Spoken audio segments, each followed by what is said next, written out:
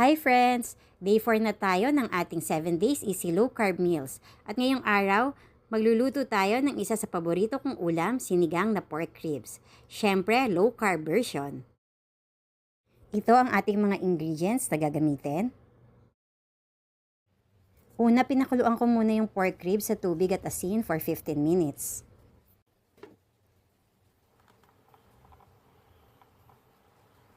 Tapos, hiniwa ko na itong mga gulay na ating gagamitin.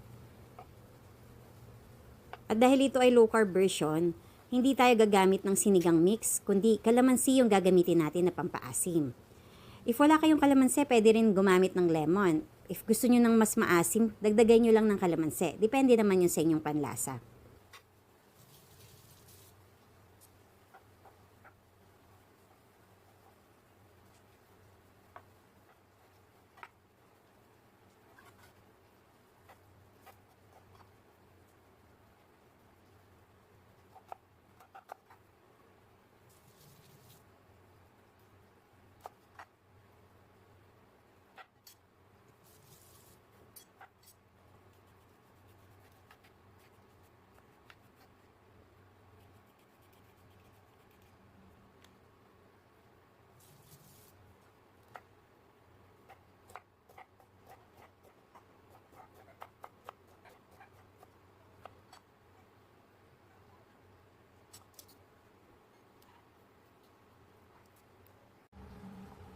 Hahanguin ko na itong pork ribs at itatapon ko yung unang tubig na pinagkuluan. Baka pansinin nyo friends yung version ko, pero ganito talaga ako magluto. Gusto ko lang matanggal yung mga dumi sa unang kulo.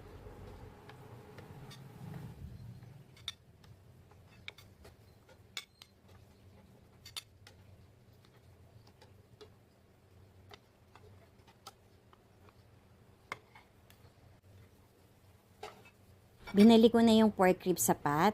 Ilalagay ko na rin yung kamatis, sibuyas, asin, tubig, at pakukuluan ko ito for another 45 minutes.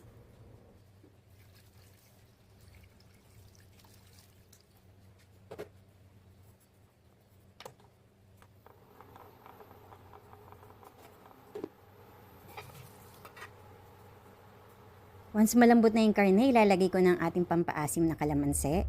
Dinagdag ko na rin yung sile, labanos, at pakukulang ko ito ng another 10 minutes.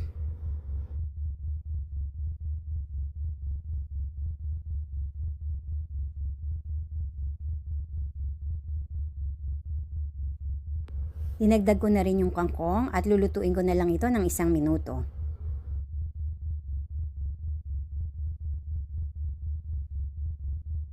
Ayan, luto na. Perfect itong ating low carb pork sinigang ngayong maulan. Mainit at maasim na sabaw na pang comfort food.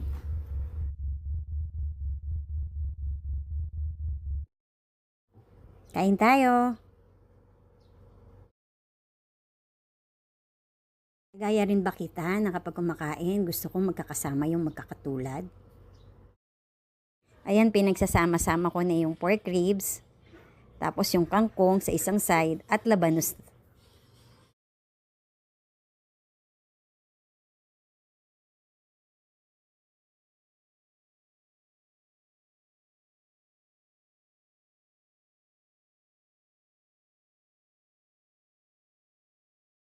Tikman na natin.